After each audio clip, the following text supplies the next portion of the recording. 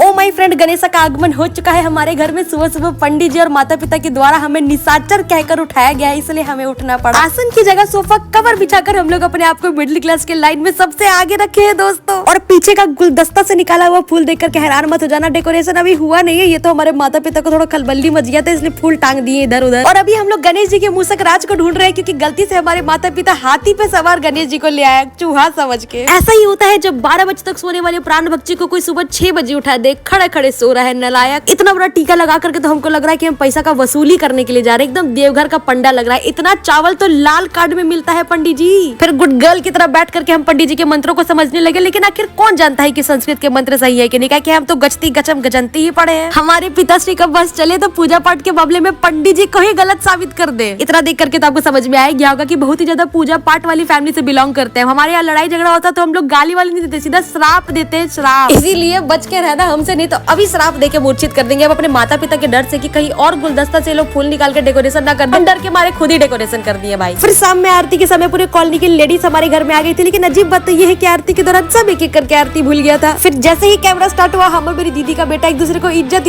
देने का गेम शुरू कर दिया। हम इसको आरती देके इज्जत दे रहे हैं, ये मेरा पैर छू के इज्जत दे रहा है कि लड़का को पता है कैमरा ऑन है। और इसी के साथ गणेश जी हम लोग के साथ पूरा 2 दिन रुके थे। तीसरे दिन था उनका विसर्जन, यानी कि हवन का दिन, यानी कि आज का दिन। शाम को होने वाला था विसर्जन और दोपहर में हम लोगों ने किया हवन। मेरी सारी एंग्जाइटी और डिप्रेशन का स्वाहा, मेरे कॉन्फिडेंस का भी स्वाहा, स्ट्रेस का भी स्वाहा, सारी डिग्री का भी स्वाहा, दिन भर निशाचर की तरह जो सोते रहते हैं उसका भी स्वाहा। इतना सब कुछ स्वाहा करने के बाद तो मेरे आंखों से नींबू पानी आने लगा भाई। And this is the very emotional part of celebrating Ganesh Chaturthi, क्योंकि पिछले 2 दिन से हम लोग बप्पा के आगे पीछे ही थे। ऐसा लग रहा था घर में कोई गेस्ट आया, बट अब उनका जाने का वक्त हो गया तो बहुत ज्यादा बुरा लग रहा है। बट उन्होंने प्रॉमिस किया कि वो अगले साल फिर हमारे घर आएंगे। चलो ओके, टाटा बाय बाय।